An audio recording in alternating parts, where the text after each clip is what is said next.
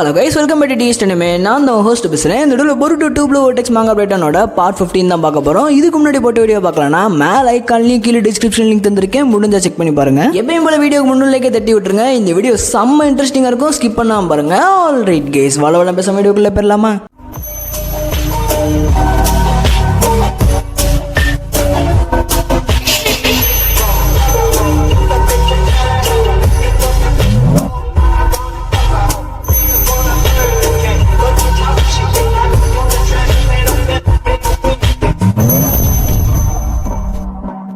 Okay guys, போன சாப்டர்ல என்ன நடந்துச்சுன்றத அப்படியே ஒரு சில வரிகளில் பார்த்துடலாம். போன சாப்டர்ல நம்ம பொருட்டோ கிட்ட இன்ட்ரோகேஷன் ப்ராசஸ்ன்றது நடந்திருக்கும். அந்த ப்ராசஸ்ல நம்ம பொருட்டோ சிஞ்சுஸை பத்தின எல்லா இன்ஃபர்மேஷனுமே சொல்லியிருப்பான், முக்கியமா ஜூராவை பத்தின எல்லா இன்ஃபர்மேஷனுமே சொல்லியிருப்பான். இதை கேட்ட நம்ம கொனஹாமரு பொருட்டோ கிட்ட, உனக்கு எப்படி இந்த சிஞ்சுஸை பத்தின நாலேஜ் இவ்வளவு அதிகமா இருக்கு, யார்கிட்ட இருந்து இந்த இன்ஃபர்மேஷன் எல்லாத்தையுமே கலெக்ட் பண்ற அப்படின்னு நம்ம கொனஹாமரு கேட்க, அதே சமயத்துல லீஃப் வில்லேஜோட எல்டர்ஸ் ரெண்டு கலெக்ட் பயிலுக ஹிருசன் டைம்ல இருந்து இன்ன வரைக்கும் சாகாம இருக்காங்க. அவங்க ஒரு கேள்வியை முன்னிறுத்துறாங்க. அதுதான் நருட்டோ எங்க, நருட்டோ என்ன பண்ண, நருட்டோ எங்க அடைச்சு வச்சிருக்க இப்படின்னு லீஃப் வில்லேஜ் எல்டர்ஸ் கேட்க, இது ரெண்டு கேள்விக்குமே நம்ம பொருட்டோ ஒழுங்கா சரியா ஆன்சர் பண்ணல. இந்த கேள்விக்குரிய ஆன்சர்ஸ்ல ஒரு சில விஷயத்த சொன்னாலும் அந்த கோர் பாயிண்டான ஒரு ஆன்சர் இருக்கும் தெரியுமா, அந்த ஆன்சர்ஸை நம்ம பொருட்டோ டாச் பண்ணிடுறான். இதை எல்லாத்தையும் கேட்டு நம்ம எபிக்கி செம டென்ஷன் ஆகி பொருட்டோ போட்டு அடின்னு அடிக்க, இதை பார்த்து நம்ம ஷிகமாருக்கு பொருட்டோ இந்த இடத்துல செத்துடக்கூடாது அப்படின்ற ஒரு இன்ஸ்டிங்க்ட் ஆக்டிவேட் ஆகி மீட்ஸ்கியோட ஹெல்ப் மூலியமா பொருட்டோ அந்த இடத்துல இருந்து தப்பிக்க விட்டுருப்பாரு. இப்படி பொருட்டோ தப்பிச்சதுக்கு அப்புறம் சாண்ட் வில்லேஜ்ல இருந்து நம்ம ஷிகமாருக்கு ஒரு கால் வருது. அந்த கால்ல நம்ம கான்கோர் தான் பேசுறான். ஸோ இந்த மாதிரி ஷிங்கி அண்ட் காராவை எவனோ ஒருத்தன் வெளியே இருந்து வந்து டிஃபீட் பண்ணிட்டான். அது மட்டும் இல்லாம ஷிங்கி இப்ப மரமா மாறிட்டான் அப்படின்ற இன்ஃபர்மேஷன் நம்ம கான்கோர் சொல்றதோட அப்படியே அந்த சாப்டர் முடிச்சிருப்பாங்க.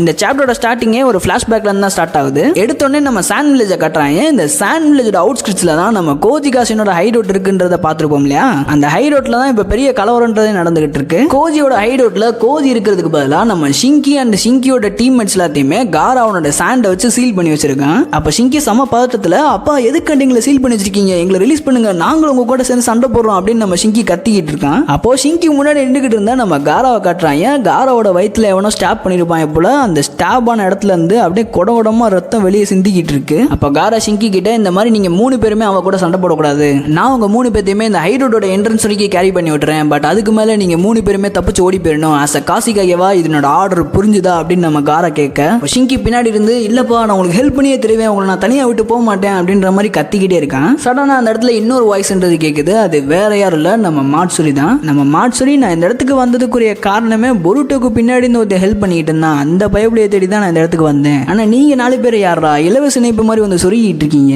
நீங்க 4 பேரும் தப்பிச்சு போறதுனா அப்பதான் தப்பிச்சு போயிருக்கலாம், அதை பத்தி நான் எந்த ஒரு கவலையும் பட்டிருக்க மாட்டேன். ஆனா நீ அந்த 3 பொடி பயல்களை மட்டும் தான் காப்பாற்றணும்னு நினைக்கிற வழியை நீ தப்பிச்சு போகணும்னு நினைக்க மாட்டேங்கிற, நீ இந்த இடத்துல தான் எடுக்கணும்னு நினைக்கிற, என்ன நினைச்சுக்கிட்டு இருக்க மனசுல, சாகணும்ன்ற ஒரு முடிவோட தான் வந்திருக்கியா அப்படின்னு நம்ம மாட்சுரி காராவை பத்தி கேட்க, அதுக்கு காரா, நான் இங்க சண்டை போறதே அந்த பசங்களோட ஃபியூச்சருக்காண்டி தான், ஸோ அந்த ஃபியூச்சரை நான் கெடுக்க விட மாட்டேன், அதே சமயத்தில் அந்த பசங்களை நான் இங்கே சாகிறதுக்கு விட மாட்டேன், ஈவன் என்னோட உயிரே போனாலும் சரி அந்த பசங்க இந்த இடத்துல சாக மாட்டாங்க, அதே சமயத்தில் நீயும் இந்த இடத்த விட்டு வெளியே போய்க்க மாட்டேன் அப்படின்னு நம்ம காரா சொல்ல, இதை கேட்ட நம்ம மாட்சுரி, நீ என் கூட சண்டை போடுற எனக்கு எந்த ஒரு பிரச்சனையும் இல்லை, பட் நான் சொல்றது நல்லா கேட்டுக்கோ, நீ என்னதான் என்னோட அட்டாக்கை ரெசிஸ்ட் பண்ணாலும், ஒருவேளை நானே என்னோட அட்டாக்கை மிஸ் பண்ணி வேற எங்கேயாச்சும் அட்டாக் பண்ணாலும், அந்த பின்னாடி வாழும் கத்திக்கிட்டு இருக்கான் ஒரு பையன், அவன் கண்டிப்பா செத்துருவான் அப்படின்னு நம்ம மாட்சுரி சொல்ல, இதை கேட்ட காரா கொழுக்கட்டை மாதிரி பிடிச்சி வச்சிருந்த நம்ம ஷிங்கி அண்ட் ஷிங்கியோட டீம்மேட்ஸ் 3 பேத்தையுமே அந்த இடத்த விட்டு டக்குன்னு அவனோட சாண்டை யூஸ் பண்ணி ஹைடோட என்ட்ரன்ஸ்க்கு அவங்க 3 பேத்தையுமே மூவ் பண்றான். இப்படி அவங்க 3 பேருமே யார்ல பறந்து போய்கிட்டு இருக்கும்போது நம்ம காரா, சாண்ட் வில்லேஜோட ஃபியூச்சரே உங்க கையில தான் இருக்கு அப்படின்ற மாதிரி அவங்க 3 பேத்தையும் சொல்லி வழி அனுப்புறான். அதே சமயத்துல இந்த பக்கம் 3 கிளாக் ரீம்ஸ் காராவை அடிக்கிறதுக்காண்டி ரெடி ஆகிட்டு இருக்கு. இதை பார்த்து நம்ம ஷிங்கி, நான் இருக்கிற வரைக்கும் யாருமே எங்க அப்பா மேல கை வைக்க முடியாதா அப்படின்ற மாதிரி காராவோட சீலை உடைச்சிக்கிட்டு, காரா எப்படி ஷிங்கியை சீல் பண்ணானோ அதே மாதிரியே ஷிங்கி அவனோட அயன் சாண்டை யூஸ் பண்ணி காராவை சீல் பண்ணி விட்டுறான். கிட்டத்தட்ட நம்ம ஷிங்கி காராவை அவனோட அயன் சாண்டை வச்சு சீல் பண்ணனா, அவனுக்கு முன்னாடி இந்த கிளாக் ரீம் காராவை கடிச்சு நேரத்துக்கு மரமா மாத்திருக்கும். ஜஸ்ட் மிஸ்ல நம்ம காரா தப்பிச்சிட்டான். அப்படி காரா சீல் ஆகிட்டு இருக்கும் போதே ஷிங்கி இதை ஸ்டாப் பண்றா அப்படின்னு சொல்ல, அப்ப ஷிங்கி, இல்லப்பா சாண்ட் வில்லேஜோட ஃபியூச்சருக்கு நீங்க தேவை, வி ஸ்டில் நீட் யூ அப்படின்ற மாதிரி நம்ம ஷிங்கி சொல்ல, அப்ப இந்த பாச போராட்டத்தை பார்த்த நம்ம மாட்சுரி, நீங்க அப்பா பேச்சை கேட்டிருக்கணும், தப்பு பண்ணிட்ட அப்படின்ற மாதிரி நம்ம மாட்சுரி சொல்ல, சடனா நம்ம ஷிங்கி ஒரு கிளாக் ரீம் கடிக்க, இதை தூரத்துல இருந்து பார்த்த ஷிங்கியோட ஃப்ரெண்ட்ஸ் ஷிங்கி அப்படின்னு சொல்லி கத்த, அப்ப ஷிங்கி அவனோட ஃப்ரெண்ட்ஸ் கிட்ட, இந்த மாதிரி அப்பாக்கு என்ன நினைச்சுன்றத சீக்கிரமா சாண்ட் வில்லேஜ்ல போய் சொல்லுங்க, சீக்கிரமா இந்த இடத்துல தப்பிச்சு போங்க அப்படின்னு நம்ம ஷிங்கி பேசிக்கிட்டு இருக்கும் போதே ஃபுல்லா மரமா மாறிடுறான். நம்ம ஷிங்கி என்னதான் மரமா மாறினாலும் காராவை காப்பாற்றணுன்ற எண்ணத்தினால ஷிங்கியோட சீல்ன்றது அவன் மரமா மாறினக்கு அப்புறமும் பிரேக் ஆகவும் அப்படியே இருக்கு.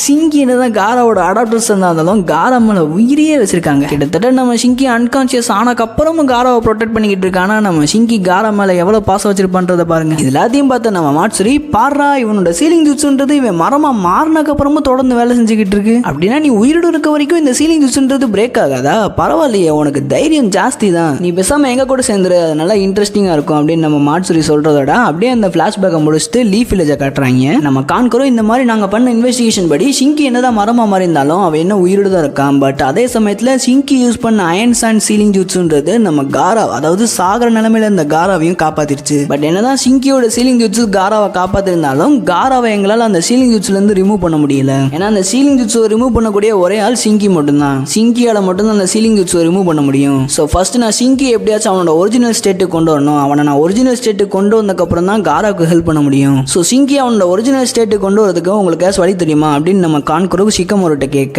இதை கேட்டு நம்ம ஷிகமோரோ கான்குரோ நான் ஒரு விஷயத்தை மட்டும் உன்ட்ட கன்ஃபார்ம் பண்ணிக்கணும். அந்த இன்சிடென்ட்க்கு அப்புறம் ஷிங்கியோட சக்கரவை வேற யாராச்சும் பொசஸ் பண்ணிட்டு இருந்த மாதிரி அந்த இடத்துல பாத்தியா? அதாவது ஷிங்கியோட சேம் சக்கரா சிக்னேச்சரை வேற யார் மேலேயாச்சும் உன்னால ஃபீல் பண்ண முடிஞ்சா அந்த மாதிரி யாராச்சும் ஸ்பாட் பண்ணேன் அப்படின்னு நம்ம ஷிகமோரோ கான்குரோட்ட கேட்க, இதை பார்த்து நம்ம சுமுரைக்குனாலும் ஒண்ணுமே புரியல. அப்போ நம்ம கான்குரோ இல்ல எங்களுக்கு இந்த மாதிரி எந்த ஒரு இன்ஃபர்மேஷனும் இன்ன வரைக்கும் கிடைக்கல அப்படின்னு நம்ம கான்குரோ சொல்ல, இதை கேட்ட ஷிகமோரோ சார் ரைட், அது நல்ல விஷயம் தான். அதே மாதிரி நாங்களும் இந்த பக்கம் மரமான எல்லாத்தையுமே இன்வெஸ்டிகேட் பண்ணிக்கிட்டு இருக்கோம். அதுக்கு தேவையான கவுண்டர் மெஷர்ஸும் பண்ணிக்கிட்டு இருக்கோம். ஸோ எங்களால் ஏதாச்சும் புதுசாக கண்டுபிடிக்க முடிஞ்சுன்னா அந்த இன்ஃபர்மேஷனை நாங்கள் சீக்கிரமாக உங்களுக்கு ஷேர் பண்ணுறோம் அப்படின்னு நம்ம ஷிகமோரோ சொல்ல, அப்போ கான்குரோ இந்த மாதிரி இந்த விஷயத்தை டமாரி கிட்ட சொல்லிடாதீங்க அப்படின்ற மாதிரி சூசகமாக சொல்லிட்டு அப்படியே பார்த்து பத்திரமா இருங்க அப்படின்னு சொல்லிட்டு ஃபோனை கட் பண்ணிடுறான். எல்லாத்தையும் கேட்டுக்கிட்டு இருந்த நம்ம சரடா என்ன நடக்குது இங்கே, இந்த மாதிரி அந்த சிஞ்சூஸ் எல்லாத்தையுமே ஒருத்தனா சாப்பிட்டுக்கிட்டே இருக்குமா, அவங்க எல்லாருமே நம்மளோட காம்ரேட்ஸ் அப்படின்னு நம்ம சரடா சொல்ல, அப்போ ஷிகமோரோ லிசன் கைஸ், பொருட்டு எப்பயாச்சும் கான்டாக்ட் பண்ணானா அவன் கிட்ட நான் பேசணுன்ற விஷயத்தை மட்டும் கன்வே பண்ணிருங்க, மற்றபடி எந்த ஒரு பிரச்சனையும் இல்லை, நம்மளுக்கு கொஞ்சம் இன்ஃபர்மேஷன் கிடைச்சா போதும் அப்படின்னு நம்ம ஷிகமோரோ சொல்ல, இதை கேட்ட சரடா சார் ரைட்டு ஆளை விடுங்கடா என் ஆளு சேஃபாக தான் இருக்கான் அப்படின்ற மாதிரி அந்த இடத்த விட்டு கிளம்பிடுறான். பாஸ் அந்த இடத்துல சரடா அப்படிலாம் பேசின மாதிரியே தெரியலையே, நீங்களா ஒரு பிட்ட போடுறீங்களா?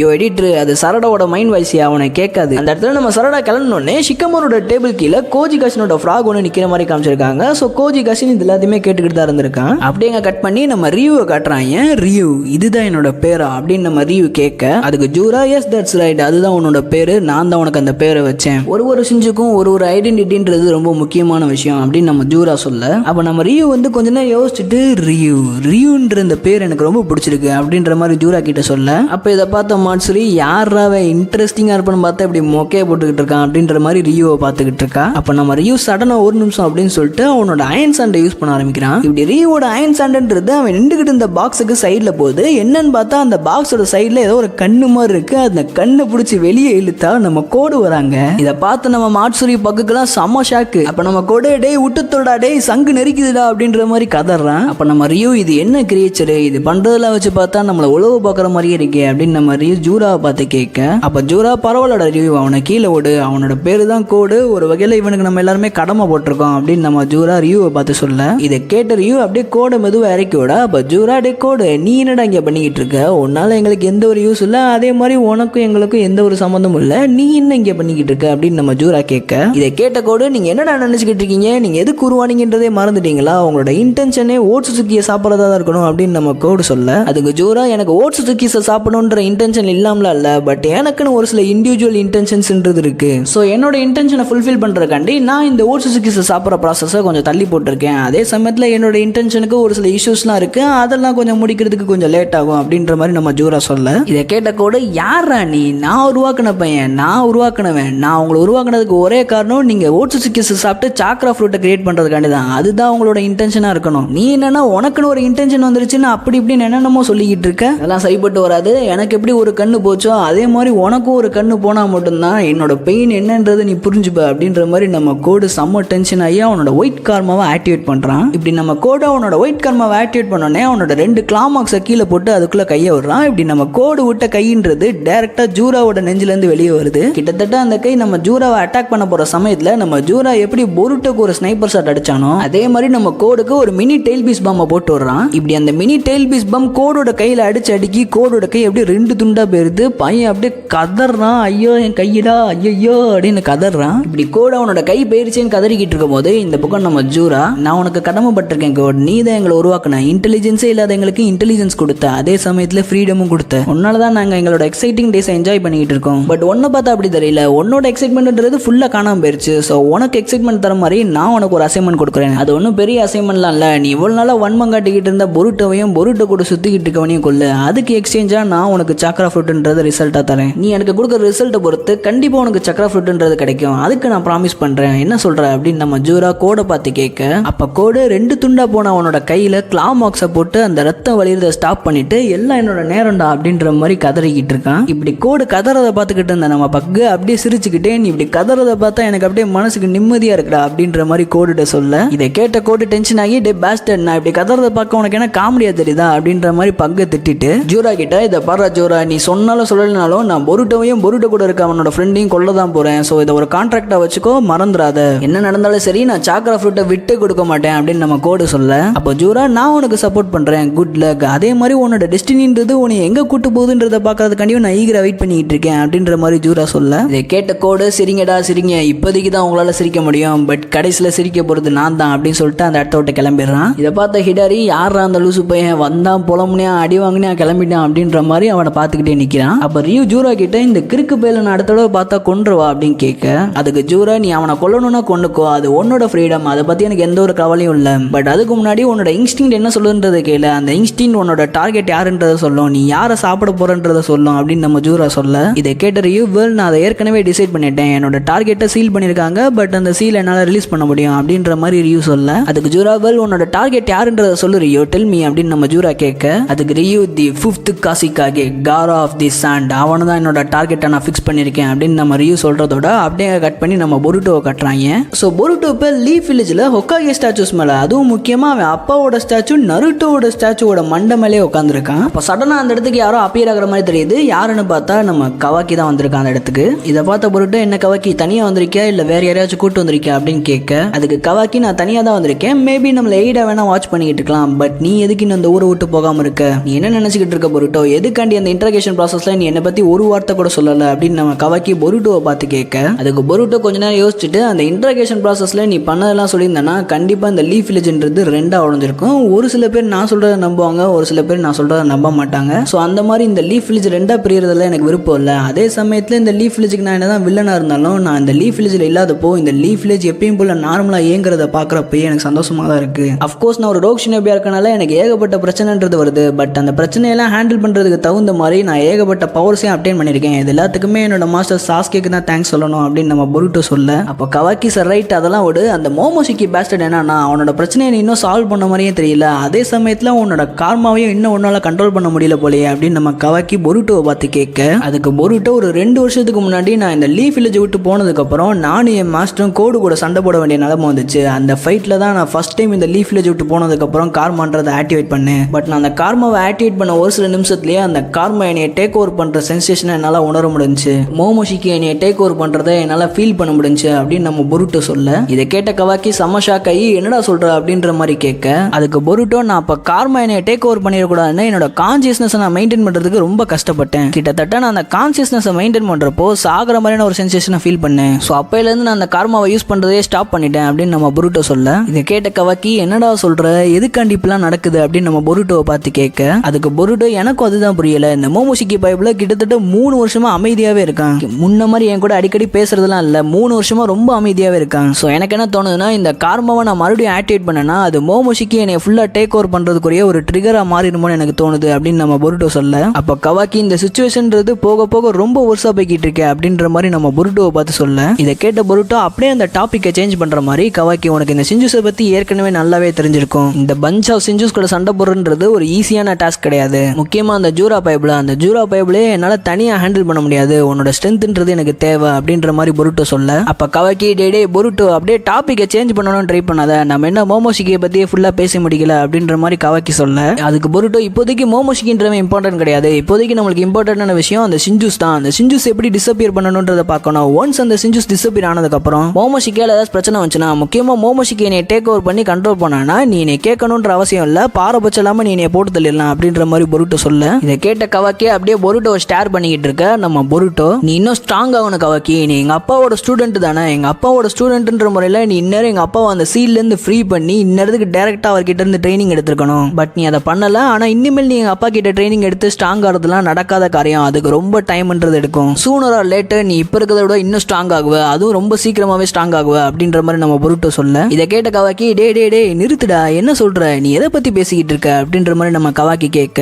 அதுக்கு பொருட்டோ உன்னோட பவர்ஸ் இப்படி லோவா இருக்கிறதுக்கு ஒரே காரணம் அமோடோ தான் உன்னோட பவர்ஸ் எல்லாத்தையுமே ஹைட் பண்ணி வச்சிருக்கான் அப்படின்னு நம்ம பொருட்டோ கவாக்கியை பார்த்து சொல்ல, இதை கேட்ட கவாக்கி ஷாக் ஆகி என்னடா சொல்ற அப்படின்ற மாதிரி பார்க்க, அமோடோ உன்னோட அட்டாக்கிங் பவர், ரீஜெனரேஷன், டிஃபென்ஸ்னு எல்லாத்துக்குமே ஒரு லிமிட்ன்றது செட் பண்ணி வச்சு அதை அட்ஜஸ்ட் பண்ணி வச்சிருக்கான். அதுதான் உன்னோட பவர்ஸை ஹோல்ட் பண்ணி வச்சிருக்கு அப்படின்ற மாதிரி பொருட்டோ சொல்ல, எல்லாத்தையுமே கேட்ட கவாக்கி செம்ம ஷாக் ஆகுறான். அந்த கிழட்டு பையன் அமோடோ நான் செத்துறக்கூடாதுன்னு இந்த லிமிட்டர்ஸ் எல்லாத்தையுமே உனக்கு போட்டு வச்சிருக்கான் அப்படின்ற மாதிரி பொருட்டோ சொல்ல, இது எல்லாத்தையுமே நம்ம அமோடோ அவனோட லேப்ல இருந்து பார்த்துக்கிட்டு இருக்கான். அப்ப அமோடோ டே குட்டி குஞ்சு அப்படி மாட்டி விட்டேடா அப்படின்ற மாதிரி கொஞ்ச நேரம் அந்த மானிட்டரே ஸ்டார் பண்ணிக்கிட்டு இருக்கான். அதுக்கப்புறம் பொருட்டோ உனக்கு எங்கிட்ட இருந்துடா இவ்வளவு இன்ஃபர்மேஷன் கிடைக்குது அப்படின்னு நம்ம அமோடோ யோசிச்சுக்கிட்டு இருக்க, சடனா நம்ம அமோடோவுக்கு கவாக்கி ஒரு சயின்டிபிக் டோட எரிச்சு கொண்டிருப்பான் இல்லையா, அது ஞாபகத்துக்கு வருது. இந்த விஷயம் நம்ம அமோடோக்கு ஞாபகம் வந்தானே, அன்னைக்கு நம்ம பார்த்த டோடுன்றது ஒரு சயின்டிபிக் நிஞ்சா டூலா இல்ல ஒரிஜினல் டோடா? ஒருவேளை நான் அன்னைக்கு பார்த்த டோடுன்றது ஒரு சயின்டிபிக் டோடா இருந்துச்சுன்னா அப்ப கோஜி இன்னும் உயிரோடு இருக்கானா? என்னால் அதை நம்பவே முடியல. கோஜி இன்னும் உயிரோடு இருக்கானா, நான் என்ன பண்ணேன் அப்படின்ற மாதிரி நம்ம அமோடோ ஒரு மாதிரி ஈவிலா யோசிக்கிறான். அவனோட கண்ணை பார்த்தாலே உங்களுக்கு தெரியும் அவன் எவ்வளவு கெட்டனத்தோட யோசிச்சுக்கிட்டு இருக்கான்றது. அப்படியே கட் பண்ணி நம்ம பொருட்டோவை கட்டுறாங்க. பொருட்டோ கவாக்கி கிட்ட இந்த மாதிரி அமோடோவுக்கு உன்னோட கார்மாவை வச்சு ஏதோ ஒரு பர்பஸ் இருக்கு, அந்த பர்பஸை நிறைவேற்றுறதுக்காண்டி நீ செத்துறக்கூடாதுன்னு உன்னோட கார்மாவை லிமிட் பண்ணி உன்னோட பவர்ஸை ஹைட் பண்ணி வச்சிருக்கான். நான் இது எல்லாத்தையுமே கோடோட இன்வெஷன்ஸ் தான் கண்டுபிடிச்சேன். நான் சொல்றது பொய் நினைச்சேன்னா அமோடோவை பிடிச்சி அவை வாயில இருந்து உண்மையை வரவே, ஸோ நான் இப்போதைக்கு இந்த இடத்த விட்டு கிளம்புறேன் அப்படின்ற மாதிரி பொருட்டோ சொல்லிட்டு கிளம்ப ரெடியாக,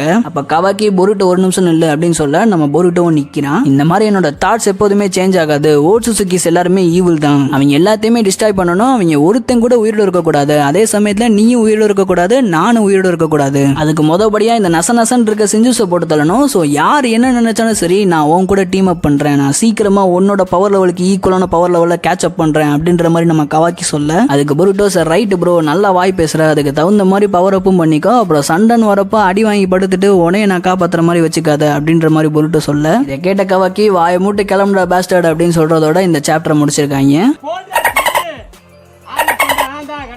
ஸோ இந்த சாப்டர் ஸ்டார்டிங்லேருந்து எண்டிங் வரைக்குமே நல்லா விறுவிறுப்பாக கூட்டு வந்திருந்தாங்க. இந்த சாப்டர் வரதுக்கு முன்னாடி நான் என்ன நினச்சேன்னா, சார் ரைட்டு இந்த சாப்டரில் கண்டிப்பாக ஒரு 30 பேஜ் 20 பேஜ் கிட்ட காரா விசஸ் மாட்சுரின்ற ஃபைட்டை மட்டுமே கொண்டு போயிடுவாங்க அப்படின்னு நினச்சிக்கிட்டு இருந்தேன். பட் ஃபர்ஸ்ட் 10 பேஜுக்குள்ளேயே அந்த ஃபைட்டை முடிச்சு கோடுக்கு ஒரு ரீஎன்ட்ரி கொடுக்கறது மட்டும் இல்லாமல் கவாக்கிக்கு நெக்ஸ்ட் சாப்டரில் ஒரு பவர் அப் இருக்குன்றது மாதிரியும் சொல்லியிருக்காங்க. ஸோ இந்த கவாக்கியோட பவர் அப் காண்டி தான் நான் ரொம்ப மாசமாக வெயிட் பண்ணிக்கிட்டு இருந்தேன். எவ்வளோ நாளுங்க பொருட்டோ டூப்ளூ ஓடெக் ஸ்டார்டிங்லேருந்தே பொருட்டோக்கு எப்படி mass entry, mass action, mass ஃபைட்லாம் கொடுத்தாங்களோ அவனோட ரைவலான கவாக்கிக்கு அப்படியே மொக்கையை தான் கொடுத்துக்கிட்டு இருந்தாங்க. ஸோ நெக்ஸ்ட் சாப்டர்ல கவாக்கிக்கு ஒரு மேசிவான பவர் அப் கொடுப்பாங்கன்னு நினைக்கிறேன். அந்த மேசிவான பவர் அப்பை பார்க்கறக்காண்டி நான் ரொம்ப ஈகரா வெயிட் பண்ணிக்கிட்டு இருக்கேன். யாரெல்லாம் என்னைய மாதிரி ஈகரா வெயிட் பண்ணிக்கிட்டு இருக்கீங்கன்றத கமெண்ட்ஸ்ல சொல்லுங்க. இந்த பொருட்டோ டூப்ளூ ஓடெக்ஸோட மாங்கா எக்ஸ்பிளனேஷன் உங்களுக்கு பிடிச்சிருந்துச்சுன்னா ஜுஜுட்சு கைசன் அனிமே முடிஞ்சக்கப்புறம் இருக்க மாங்காஸை நம்ம சேனல்ல எக்ஸ்பிளைன் பண்ணி போட்டுக்கிட்டு இருக்கோம். அதில் லிங்க் மேல் ஐக்கான்லையும் கீழே டிஸ்கிரிப்ஷன்லையும் கொடுத்துருக்கேன், முடிஞ்சா செக் பண்ணி பாருங்க. இந்த வீடியோ மரண மாசம் இருந்திருக்குன்னு நினைக்கிறேன். சார் ரைட் கைஸ், வீடியோ பிடிச்சிருந்தா வீடியோக்கு ஒரு லைக் பண்ணிருங்க. இந்த வீடியோ பிடிச்சிருந்தா DXD அனிமே சேனல்ல போற எல்லா வீடியோ பிடிக்கும், ஸோ மறக்காம செக் பண்ணி பாருங்க. ஓகே கைஸ், இதே மாதிரி அமேசிங்கான வீடியோல பார்க்கலாம். Until then, bye from DXD Anime.